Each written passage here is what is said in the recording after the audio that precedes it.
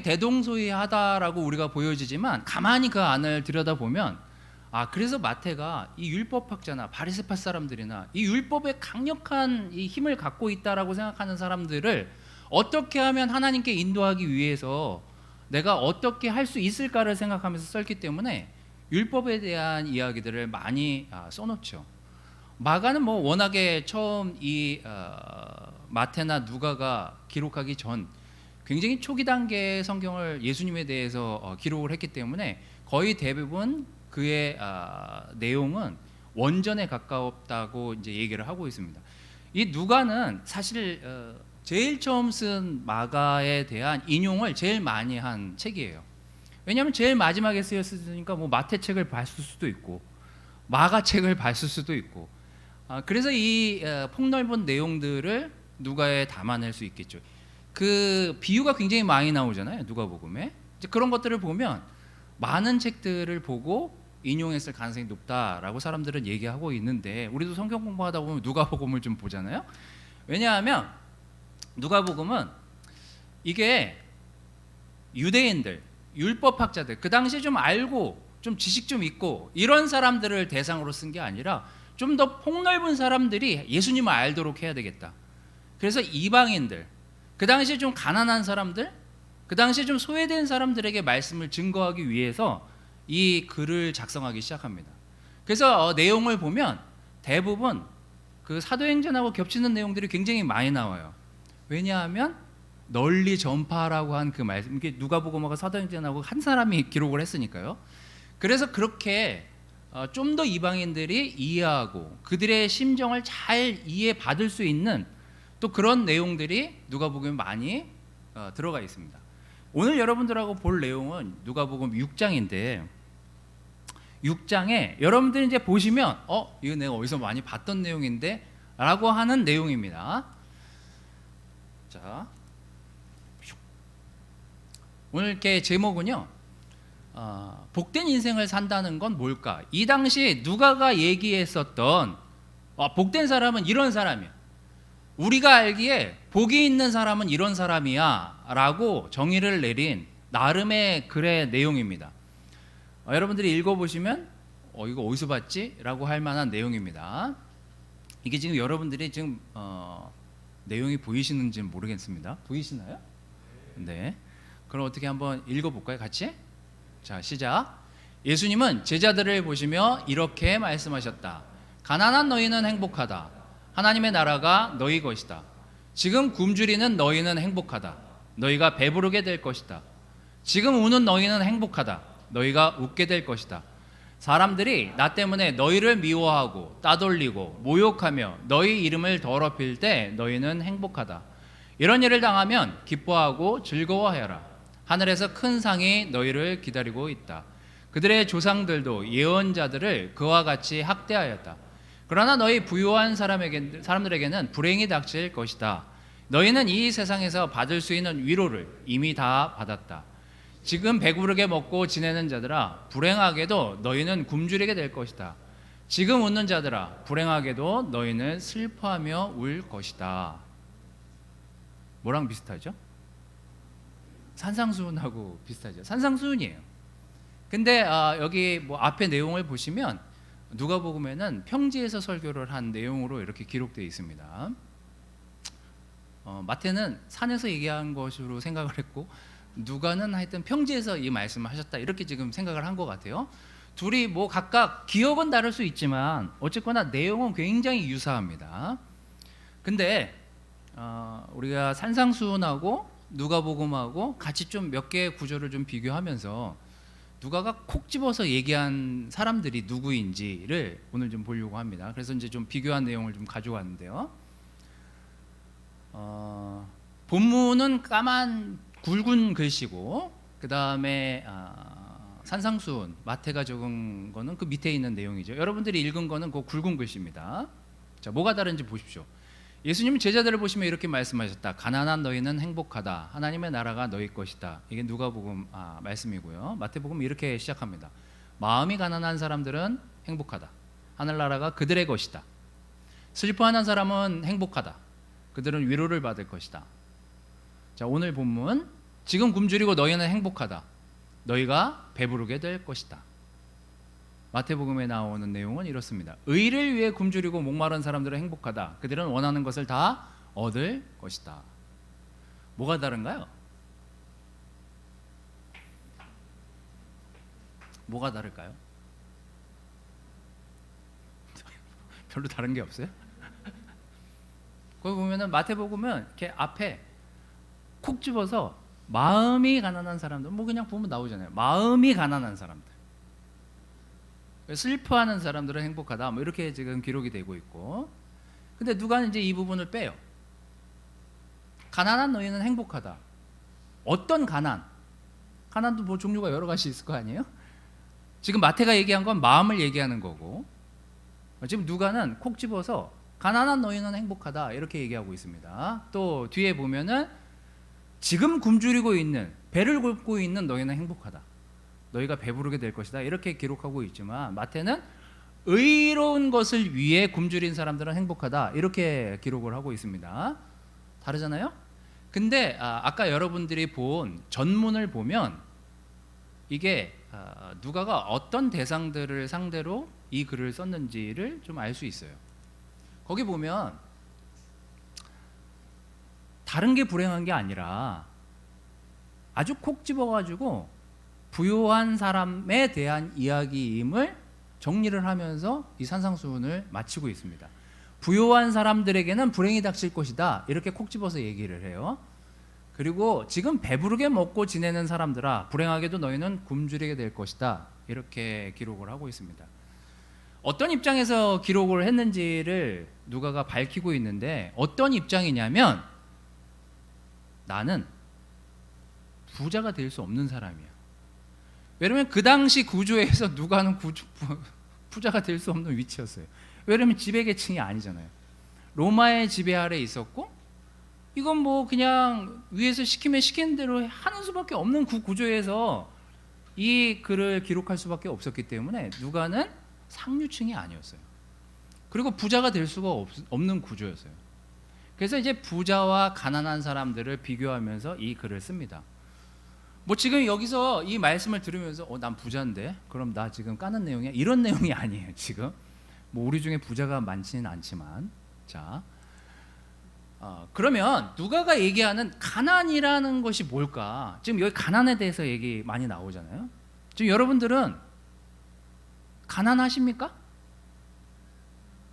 가난하신가요? 가난한 걸 자랑할 분은 없죠. 근데 이 신약 성경하고 구약 성경에 가난이라는 단어를 어떻게 사용했는지 우리가 들여다보면 누가가 뭘 얘기하려고 하는지를 좀 잠깐 볼 수가 있습니다.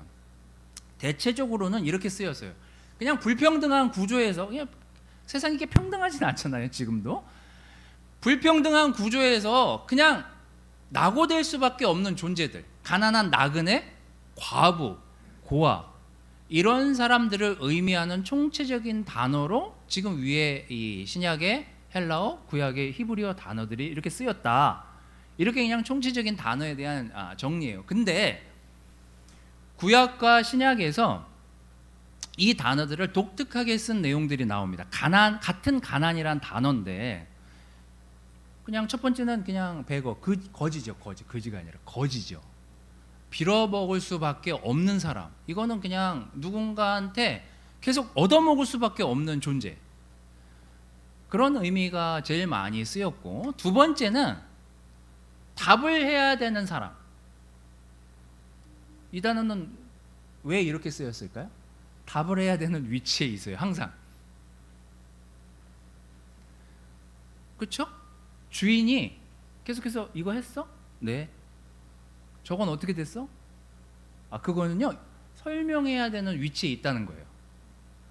종은 뭔가 질문해야 될 위치에 있는 게 아니라 그 질문에 답을 해야 되는 위치에 있었기 때문에 이 단어가 이 헬라어로 이 푸토코스라는 이 단어는 결국은 답을 할 수밖에 없는 위치에 있는 사람들을 가난한 사람들이라고 생각한 거죠.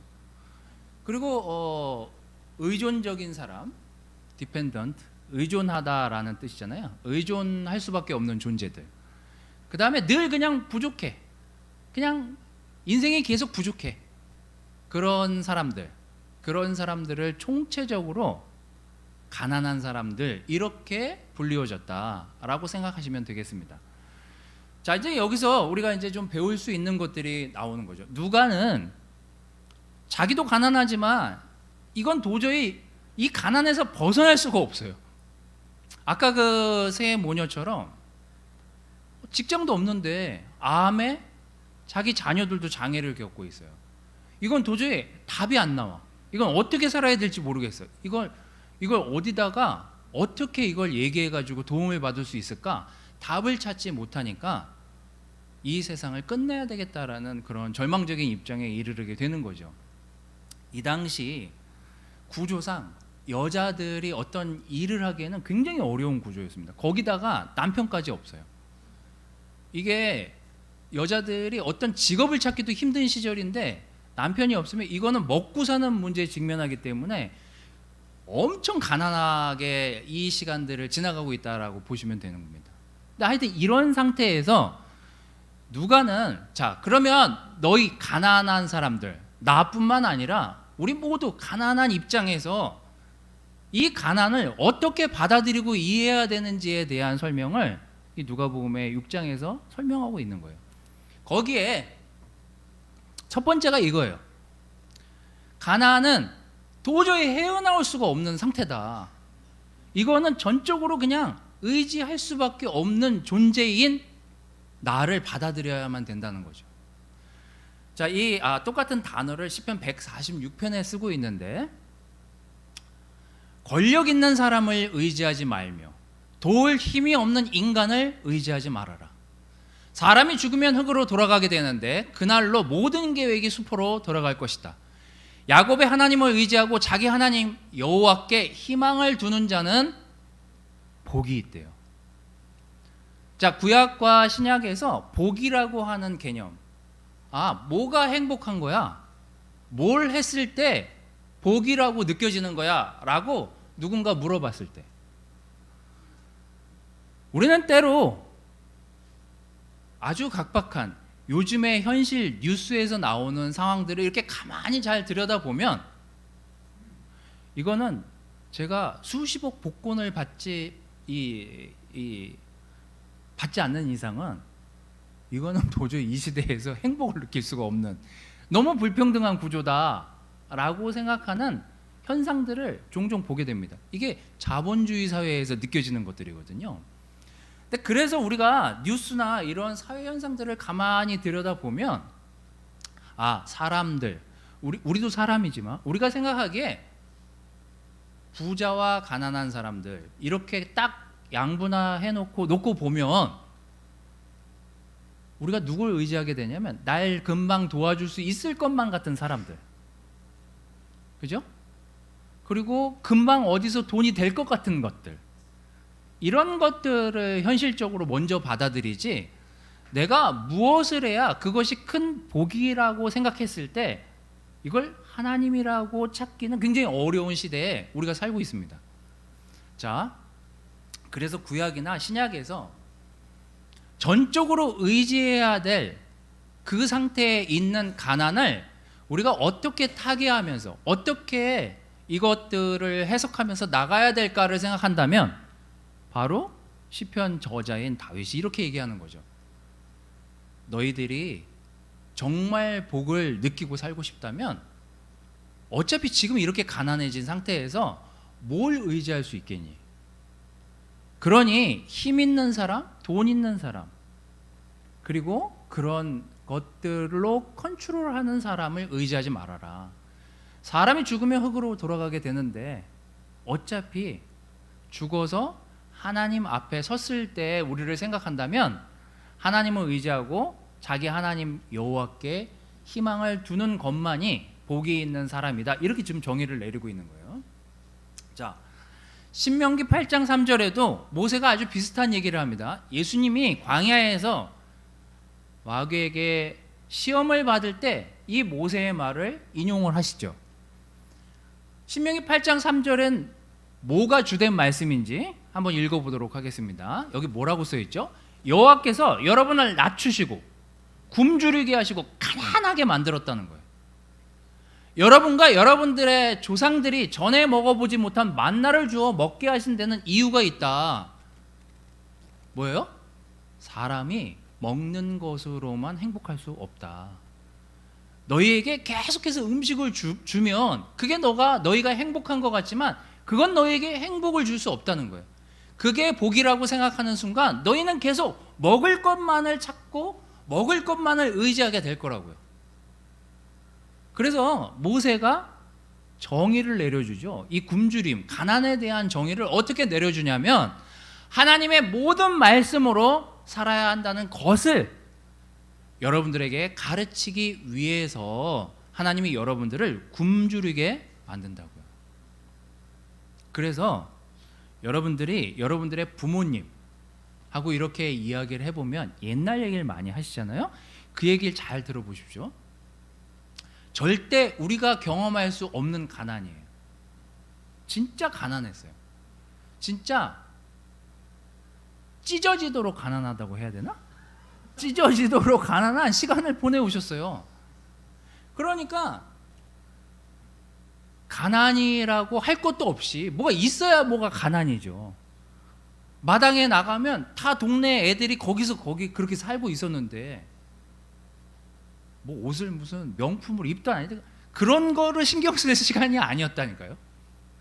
그러니까 너무 가난하니까 이거는 어떻게 해서든지 지금 이 상황을 벗어 던지기 위해서 그냥 열심히 살아야 되는 그거밖에 모르고 사신 분들이에요. 그래서 우리가 그 어른들하고 이렇게 얘기를 해보면 어떻게 저 시간을 견디고 살아오셨지? 그런 것들을 우리가 느끼게 되는 거죠. 자, 구약 시대도 그렇고 이 신약 시대도 그렇고 우리의 어르신 시대랑 별반 다를 바 없는 시대였어요. 뭐가 없어. 나라도 망하고 나라도 맨날 뺏겼다가 맨날 공격당해가지고 유대인들이 진짜 행복하게 산 시간이 얼마 되지 않아요. 근데 누가가 얘기하고 싶었던 게 뭐냐, 가난이라는 것들에 대한 정의를 어떻게 내릴 것인가 라고 그 가난을 정의했을 때 누가는 자, 너희들이 그냥 먹고 사는 문제, 당면한 그 문제에서 벗어나서 너희가 굶주렸다라는 의미를 어떻게 받아들일 것인가, 그것은 너희가 전적으로 하나님을 의지하기 위해서 지금 그 시간이 놓여졌다라고 생각하지 않으면 이건 보통 괴로운 가난이 아니다. 그러니 너희가 전적으로 하나님을 의지할 수 있는 시간이라고 생각하고 이 시간을 지나가기를 바란다. 이게 하나님이 우리 사람들에게 전달해주고 싶은 메시지라는 것을 누가는 그의 책을 통해서 사람들에게 전달을 하는 거죠. 두 번째는 답이 없어. 답 없는 현실 속의 가난을 어떻게 할 건가. 누가복음 6장 21절은 이렇게 기록하고 있습니다. 지금 굶주리는 너희는 행복하다. 너희가 배부르게 될 것이다. 자, 이게 좀 가난해져 본 분들의 얘기를 들어야 되는데 제 주변에는 가난했던 사람들이 많이, 물론 어려서 가난했었던 분들은 있죠. 제가 이렇게 몇몇 분들을 알지만, 근데 이게 답이 없을 때가 괴로워요. 이걸 뭐 이렇게 헤쳐나가야 되는데 이게 답이 없을 때가 보통 고통스러운 게 아니거든요. 지금 이제 이스라엘 이 사람들이 처한 현실이 그래요. 답이 없어요. 이건 뭐 자기네가 이걸 로마를 어떻게 이겨요. 그리고 자기보다 센 세력들을 이걸 어떻게 전복을 시킬 수 있는 방법을 찾지 못하는 거예요. 답이 없어요. 근데 누가가 이렇게 얘기합니다. 지금 가난한, 지금 굶주리고 있는 너희는 행복하다. 너희가 배부르게 될 것이다. 저 히브리어가 뭐냐면, 뭐 히브리어는 저 뒤에서 이렇게 앞으로 읽으니까 그냥 이거예요. 답을 해라. 답을 해라라고 했는데 답을 못해. 자, 이거 어떻게 극복할 거야? 이거 어떻게 이겨낼 거야? 이 상황을 어떻게 너가 해결할 거야? 이 닥친 문제를 어떻게 해결할 거야? 라고 했을 때 답을 못 내요. 이거 어떻게 이 가난을 극복하지? 답을 못 내요. 지금 그 이방인들에게 누가가 이렇게 얘기하고 있습니다. 자, 시편에도 같은 단어를 찾아봤는데요. 높은 사람이나 낮은 사람이나 부자나 가난한 사람이나 다 내 말을 들어봐라. 부자라고 해서 그의 생각과 마음까지 다 부자인 것들을 보지 못한 거죠. 내 입이 지혜를 말하고 내 마음의 묵상이 깨달음을 말하리라. 내가 속담에 귀를 기울이고 수금을 타면서 인생의 가장 어려운 문제를 풀어낼 것이다. 뭐예요? 가난한 사람도 부자도 너희가 다 모든 걸 갖추고 부를 이룬 사람을 보지 못했다. 부자도 어디가 뭔가가 가난하다는 걸 알게 된 거예요. 가난한 사람은 원래 가난했으니까. 근데 일단 둘 다 답을 찾지 못해요. 답이 없어. 제일 괴로울 때 아니에요? 인생에서 답을 못 찾을 때. 제가 20대 때 뭔가 직장을 어디로 가야 될지 뭘 해야 될지 모를 때 그때 사실 불안하잖아요. 또 자녀들이 클 때 자녀들을 보면서 자녀들이 어떻게 될지 불안할 때가 있죠. 또 우리 가족의 미래가 어떻게 될지 갑자기 불안이 엄습해 올 때가 있죠. 지금의 저의 삶이, 여러분의 삶이 갑자기 답을 찾지 못하는 그 순간을 직면할 때가 있죠. 왜 나한테 이런 일들이 벌어지고 왜 이 일들을 어떻게 해결해 나갈 방법을 찾아야 되는데 방법을 못 찾을 때, 그때가 진짜 괴로운 거거든요. 답을 잘 찾을 수 있으면 좋겠지만 답을 못 찾으면 못 찾는 대로 엄청 괴롭습니다. 그게. 자, 다윗은 이렇게 해결해요. 가장 어려운 문제를 어떻게 풀어낼 수 있을까? 하나님의 말씀을 듣는 수밖에 없구나. 지금 이 순간은 내가 하나님의 말씀을 듣고 받아들이고 느끼는 시간일 수밖에 없구나로 지금의 문제를, 당면한 문제를 풀어야 되겠다라고 결정을 합니다. 누가는 이방인이나 그 당시에 아주 하층에 있는 사람들에게 이 방법을 가르치고 있어요. 자, 에스라를 보시면 또 똑같은 단어를 이렇게 쓰고 있습니다. 에스라 8장 22절 23절인데 이게 언제적 얘기냐면 이스라엘 백성들이 포로로 끌려갔다가 에스라랑 같이 돌아오면서 했던 얘기예요. 에스라가 뭐라고 얘기하는지 잘 보십시오.